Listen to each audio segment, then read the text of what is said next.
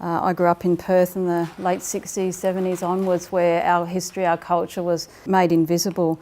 I remember some years ago now, the first time I saw this beautiful mural that's on the cover of the conference program, and I was so happy to see that because our culture is just not reflected here.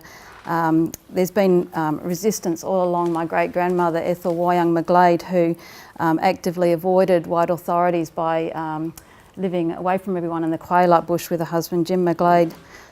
She didn't speak her language because that was the way that you kept your family together. But she did give me a Noongar name. My Noongar name is Woyung, which means the black cockatoo with the red tail.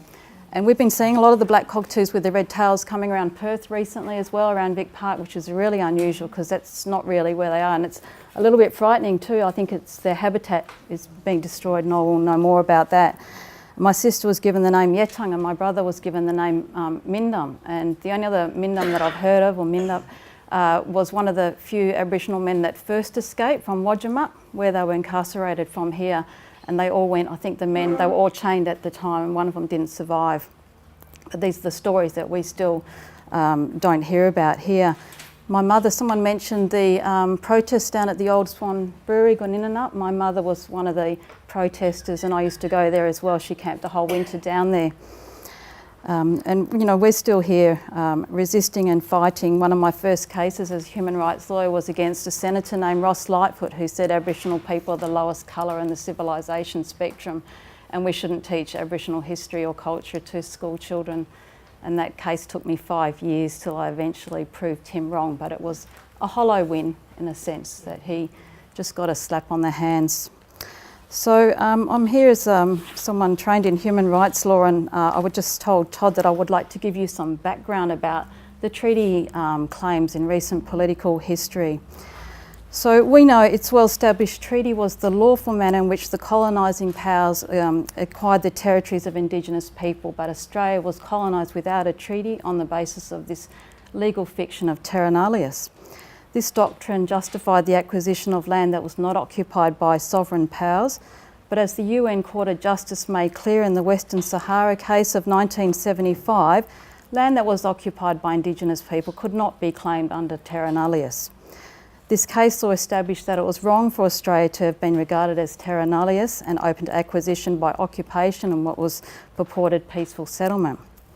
So this racist fiction of terra nullius remained Australia law up to 1992 when it was rejected by the High Court in the Mabo case. And the decision was greeted with great hope and promise.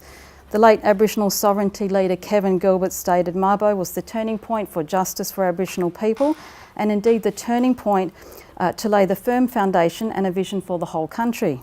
Justice Brennan in Mabo denounced terra nullius, which he said was used in a racist way to justify the theft of Indigenous people's lands, stating that it was contrary to international standards and the fundamental values of our common law. Under the Keating government, the Mabo case led to the passage of the Native Title Act of 1993, the establishment of the Indigenous Land Corporation, being a commitment to the land needs of the many people who had been dispossessed of traditional country and couldn't prove their ties anymore, but also a commitment to broader and more fundamental social justice measures for Indigenous Australians. In making the commitment to social justice measures for Aboriginal people, the then Prime Minister asked the Aboriginal and Torres Strait Islander Commission, ATSIC, to consult with Indigenous communities and organisations. And the late Charlie Perkins was appointed to oversee this process. There were extensive consultations, including with the Council for Reconciliation. This resulted in a set of principles for the development of Indigenous social justice and the development of relations between the Commonwealth Government and Aboriginal Torres Strait Islander peoples. These principles identified there was a need to achieve an agreed and durable settlement of issues between Indigenous and other Australians as paramount national objectives. And according to the report of those national consultations, a treaty must forge the ground rules for partnership between Indigenous and non-Indigenous based on justice and equity and the proper recognition of Indigenous rights. The consultation process envisaged widespread support for a treaty, and some of the key issues raised for possible inclusion in a treaty were Indigenous parliamentary representation, constitutional reform, compensation, recognition of Indigenous history, acknowledgement of Indigenous rights, in particular the right to self-determination. Treaty was regarded as a means by which social justice could be pursued, but noting that also that the negotiation process must be a fair one, it had to be properly resourced by the Commonwealth. ATSIC then made a series of recommendations in regard to a treaty following the national consultation and called on the Commonwealth to establish an independent mechanism for this purpose. The Liberal National Government, led by Prime Minister Howard, defeated the Keating government, and Indigenous and government relations deteriorated. The new government did not support the commitment made to social justice following Mabo or the important work undertaken since by ATSIC.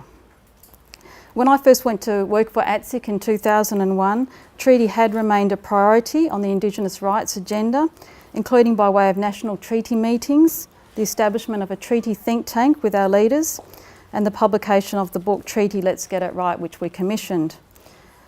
As you may know, the Howard government later disbanded the ATSIC, the Torres Strait Islander Commissioner, and therefore there was no progress on the Commonwealth level towards the implementation of the social justice package, including treaty, that was promised in the wake of the historic Mabo court case.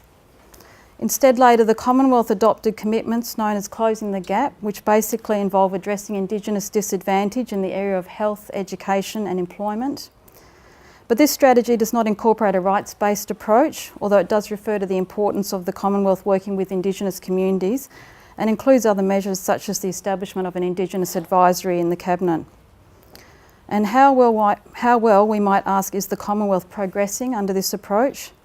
Most recent evidence is that it's not looking at all good. The target to halve the gap in child mortality by 2018 is not on track this year.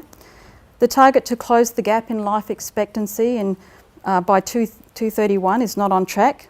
And we've not yet met the target for early childhood education, nor have we met the close the gap in school attendance by the end of 2018.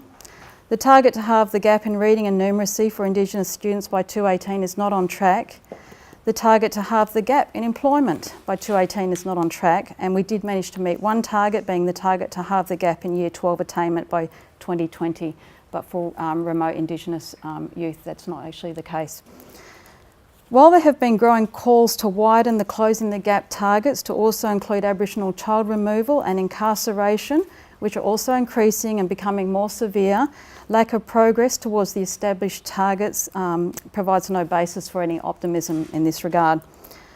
The government's approach to Indigenous people has not been based on genuine acknowledgement of Indigenous people's right to self-determination, nor a framework of principles reflective of self-determination, such as that proposed by ATSIC as part of the social justice package, and it's clearly failing. Treaty is critical to the right of self-determination, set out in Article 1 of the Declaration on the Rights of Indigenous People. Self-determination is the right of Indigenous people to determine and decide upon our own futures. While native title has delivered some recognition of land tenure and potential economic opportunity, it does not provide the legal framework for the exercise of the right to self-determination. Treaty gives Australia a chance to redress the wrongful dispossession of Aboriginal people and an opportunity to provide long overdue and meaningful recognition of Indigenous human rights. This year, marking 10 years since the adoption by the United Nations General Assembly of the Declaration on the Rights of Indigenous People, it's an opportune time to consider progress towards realisation of the rights in the Declaration, and most especially that being afforded to the right of self-determination, which is set out in Article 3 and 4 of the Declaration. Article 3, Aboriginal people, Indigenous people have the right to self-determination. By virtue of that right, they freely determine their political status and freely pursue their economic, social and cultural development. Most recently this year at the historic gathering in Uluru, the Referendum Council Indigenous people across Australia convened to determine the final recommendations of the Referendum Council concerning constitutional recognition, and the Statement of the Heart issued by participants called for the establishment of a First Nations voice enshrined in the Constitution, and it also recommended a makarata that captures our aspirations for a fair and truthful relationship with the people of Australia and a better future for our children based on justice and self-determination. The call today for a modern-day treaty-making process, some 22 years after it was made by ATSIC following the national consultations in Australia, shows that Aboriginal people are not prepared to forego social justice claims, and the claim to treaty and treaties are necessary and fundamental to state Indigenous relationships. That treaties did not occur during the time of colonisation, immediate colonisation, is not an answer as to why the state should no longer be obliged to engage in treaty relationships. That would be like suggesting the thief who's escaped justice has no duty to make amends. Australia will remain forever diminished as a nation until and when it accounts for the wrongful acquisition of Aboriginal lands and sovereignty without treaty. It's heartening to see there are now 3 states in Australia, Victoria, South Australia and Tasmania, that have committed to negotiating treaty agreements with Indigenous people. The Australian Labor Party in West Australia has indicated that it will not follow suit. And the response of the West Australian Minister that West Australia already has a treaty by way of the Noongar Settlement Indigenous Land Use Agreement.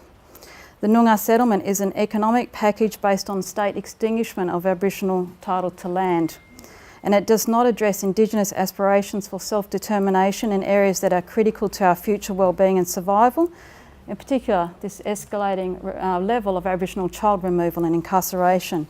And to call this a treaty shows the lack of understanding of Aboriginal treaty, justice and human rights. Australia can and should be guided by international modern-day treaty processes such as those occurring in British Columbia, Canada, which, like Australia, was also wrongfully acquired without a treaty. The BC Treaty Commission was established in 1992 as an independent body to facilitate treaty negotiations between the First Nations and provincial and federal government, and there have been 8 modern-day treaty negotiations signed in BC. The Chief Commissioner, Celeste Haldane, Canadian Indigenous lawyer, recently stated, "The process has momentum now. Communities are able to break the shackles of the Indian Act. They're truly self-governing and they're actually doing things the way they want to based on what their community needs are." The Minister for Indigenous Relations and Reconciliation has stated that how treaties are negotiated, as well as government internal processes and mandates, must evolve to better reflect case law and the UN Declaration on the Rights of Indigenous People. A few more facts about British Columbia, which, like Australia, did not originally negotiate a treaty with Indigenous people. The government has committed to now adopting the UN Declaration on the Rights of Indigenous People, accepted by 148 nations. In all government mandate letters, the Premier included a requirement that they review their policies, programs and legislations to determine how to bring the principles of the Declaration to action in BC. They'll accept and implement 94 calls to action following their Truth and Reconciliation Commission report. And they're committed to implementing recommendations from a report of Grand Chief Ed John about how the removal of Indigenous children in the communities. Since the adoption of the Uluru Statement, we've heard little from the federal government, and there's not been any public commitment yet to the establishment of a Makarrata Commission to oversee any treaty negotiations. And as I said, we in West Australia initially we have not had a good response. It's really important that we're actually here today talking about treaty. In November this year, Australia must report to the UN Committee on the elimination of all forms of race discrimination. The lack of progress to treaty and the continuation of systemic structural forms of discrimination in Australia will be closely examined by the committee, and Australia should obviously reconsider its ambivalence to treaty negotiation. And we can take note of the Canadian Prime Minister Trudeau, who just recently, with the sitting of the United Nations General Assembly, used his speech to acknowledge the history of Canada's colonisation as one of humiliation, neglect and abuse. We know that the world expects Canada to strictly adhere to international human rights standards, said Trudeau, and that is what we expect of ourselves too. So I hope that, I'm sure we all hope, the Australian government, which is now bidding for a seat on the Human Rights Council, also takes an honest account of our history and where we need to go to progress Indigenous affairs. Constantly denying Indigenous people the right to self-determination and treaty is a no-win situation that does nothing to make us proud of who we are as a nation. Thanks.